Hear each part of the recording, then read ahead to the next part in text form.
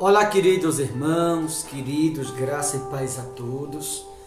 Que Deus o abençoe a tudo e a todos de maneira gloriosa, no nome do Senhor e Salvador Jesus. Queridos irmãos, eu tenho aqui uma palavra ao seu coração. Você que me acompanha nesta plataforma, onde quer que você me ouça agora, independente do teu segmento, do seu grau religioso, o que eu te desejo é que o Espírito Santo de Deus possa derramar sobre a tua vida toda sorte de bênção. Você que me ouve em algum lugar, independente de quem é você que me ouve agora, eu te desejo tudo de bom. Eu te desejo que Deus possa abrir o céu sobre a tua vida e que todos os teus sonhos, planos e projetos venham a se realizar no nome do Senhor e Salvador Jesus. Queridos, eu tenho aqui uma mensagem no livro do profeta Isaías. Isaías capítulo 6, versículo de número 3, aonde diz assim: E clamavam uns para os outros, dizendo: Santo, Santo, Santo é o Senhor dos exércitos, toda a terra está cheia da sua glória. As bases do limiar se moveram à voz do que clamava, e a casa se encheu de fumaça. Queridos irmãos, esta mensagem se refere ao chamamento do profeta Isaías e ao Deus ter feito esse chamamento na vida do profeta, ele teve uma visão transcendental, estarrecedora ou celestial, como você bem preferir. E esta visão Deus mostrou ao profeta Isaías, ou lhe revelou o que seria o seu ministério a partir desta visão a seguir.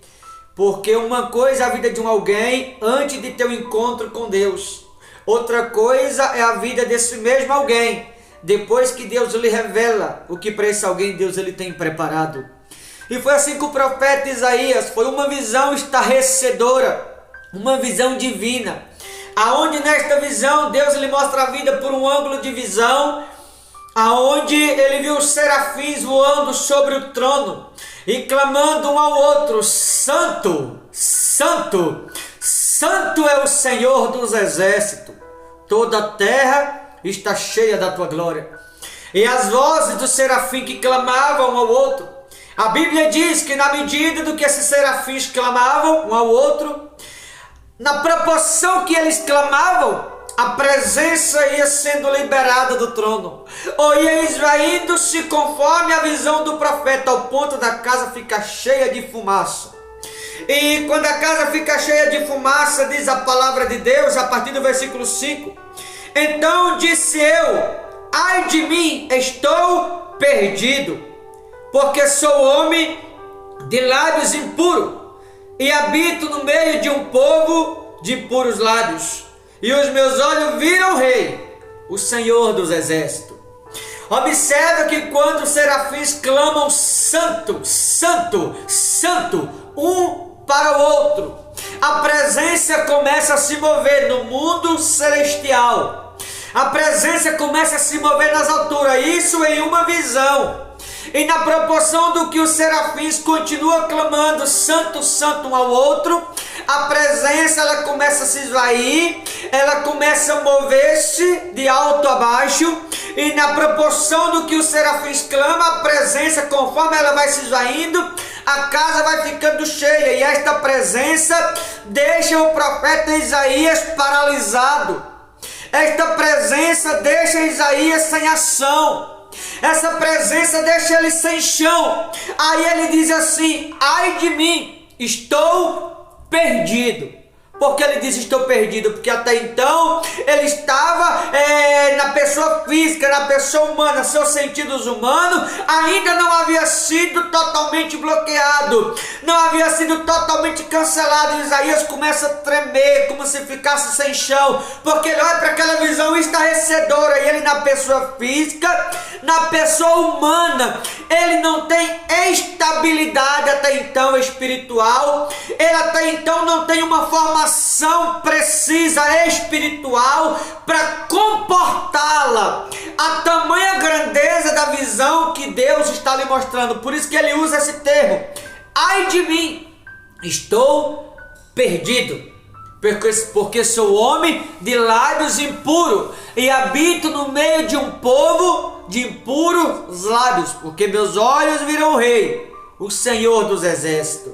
Que o profeta Isaías está nos ensinando aqui que nenhum cristão não deve andar jamais, nenhum cristão não deve andar jamais no meio dos escarnecedores, tanto que a Bíblia diz: não vos assentei na mesa com os escarnecedores, aleluia. Por isso que ele diz aqui de maneira muito precisa: sou homem de lábios impuros e habito no meio de um povo de impuros lábios. Quando ele vê aquela visão sobrenatural, quando ele tem a visão celestial ou transcendental do reino, ele começa a tremer por não ter estrutura espiritual. Por ele não ter essa estrutura, ele usa esse termo: sou homem de lábios impuros e habito no meio de um povo de impuros lábios. Em outras palavras, nenhum cristão deve andar no meio de coisas erradas. Nenhum cristão deve andar no meio de pessoas que andam na qualidade de ímpio, porque quem anda com ímpio, eu vou lhe dizer, quem anda com ímpio, ímpio é. Quem anda no meio das coisas erradas, no meio da sujeira, sujo se torna. Estou falando do coração. Então cuidado você que me ouve agora. Se você que me ouve é alguém que anda no meio das coisas erradas lá fora, se você que está me ouvindo, queridos, você é homem de Deus, você é mulher de Deus que me ouve, se você é alguém que tem andado no meio com pessoas da boca suja, eu vou te dizer: se afasta, porque se você não se afastar, você pode ser contaminado a qualquer hora dessa. Você não vai conseguir convencer esse alguém da boca suja, mas esse alguém pode conseguir convencer você por conta das estratégias que o diabo usa. E é o que o profeta Isaías está dizendo: estou perdido. Sabe o que ele quer dizer aqui? Se você não se afastar, você pode se perder qualquer hora dessa. Ele diz: habito no meio de um povo de impuros lábios. Estou perdido. Ou seja, se afasta do meio das coisas erradas. Se afasta do meio desse tipo de pessoa, porque se você não se afastar, você pode se contaminar, você pode se perder na vida por estar andando de forma ímpia no meio dos outros. Se afasta antes que o pior te aconteça. Se afasta antes que você se perca. Se afasta antes de você ser contaminado. Não aceita esse tipo de pessoa do seu lado. Não aceita andar com pessoas da boca suja. Tem alguns irmãos que tem a boca suja. Cuidado, viu? Cuidado, olha o que diz aqui a seguir sobre a boca suja. Então um dos serafins voou para mim, trazendo na mão uma brasa viva que tirara do altar com uma tenaz. Com a brasa tocou a minha boca e disse: eis que ela tocou teus lábios, a tua iniquidade foi tirada e perdoado o teu pecado. Percebe? O serafim voou ao altar, tirou uma brasa com a tenaz e tocou os lábios do profeta, dizendo: eis que a tua iniquidade foi tirada e o teu pecado perdoado. Com uma brasa tirou a iniquidade do profeta, tocando nos seus lábios. Nos dias de hoje, Deus não vai descer com a brasa e tocar nos lábios de ninguém, não. Nesta época aqui foi com a brasa para tirar a iniquidade do profeta. Hoje, através da palavra, Deus ele toca no coração. Se Deus está falando com você agora, se Deus está batendo na porta do teu coração, se afasta das iniquidades. Se afasta das pessoas de lábios impuros. Se afasta das pessoas que têm a boca suja. Não vos assentei na mesa com os escarnecedores, porque quem anda com escarnecedor, escarnecedor se torna. Quem anda com ímpio, ímpio se torna. Quem anda com quem está sujo, me refiro ao coração, sujo também fica. Então cuidado você que está me ouvindo agora. Se você que está me ouvindo é alguém que anda com ímpio, pare de andar a partir de hoje, se afasta. Queira bem as pessoas, ore por todos, mas deve se afastá-lo. Porque a Bíblia é muito clara: não vos assentei na mesa com os escarnecedores. Aqui o serafim tocou nos lábios do profeta com a brasa. Hoje Deus não vai tocar com a brasa, ele toca através da palavra na porta do coração. Se Deus está falando com você, é porque você deve se afastar de alguma coisa que Deus não está se agradando. Se Deus está falando com você, é porque você deve se afastar das pessoas que têm a boca suja. Se Deus está falando com você, talvez é porque você, não diria todos, mas talvez é porque você que me ouve agora, alguns, é porque tem a boca suja e Deus quer que você se conserte a partir de hoje. O anjo não vai descer com brasa na mão, mas ele vai tocar no coração através da palavra para dizer assim: deixa eu cuidar de você, deixa eu fazer parte da tua vida, deixa eu fazer parte da sua história, deixa eu consertar o que na tua vida está bagunçado. A partir daqui o profeta tornou-se preparado. Ou seja, você percebe que daqui para trás Isaías era alguém despreparado. Por quê? Porque ele tinha a boca suja.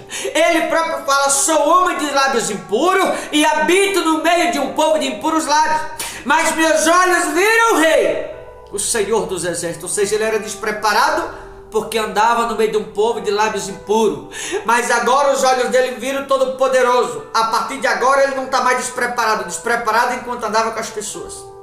Mas agora Isaías está preparado, porque a partir de agora tudo mudou na vida dele, vai andar com o Todo-Poderoso.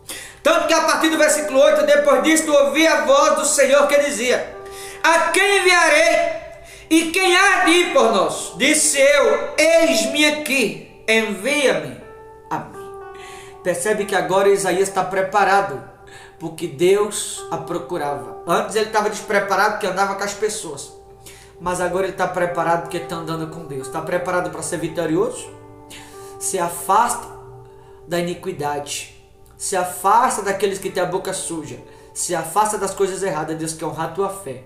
Deus quer te abençoar. Deus quer mudar a tua sorte. Mas você precisa, alguns que estão me ouvindo agora, precisa se afastar de algumas coisas para que a obra de Deus seja concluída na sua vida.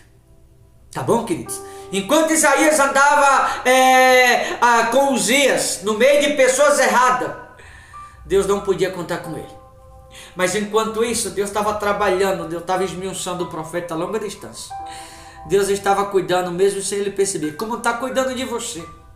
Deus estava preparando o profeta, e na medida do que Deus ia preparando o profeta, sem que ele percebesse que Deus trabalha com relação a nós, o mesmo Isaías diz que o Senhor trabalha para aqueles que nele esperam. Lá na frente ele diz isso. E esse mesmo Isaías, sem que ele percebesse, Deus já estava trabalhando na vida dele há muito tempo.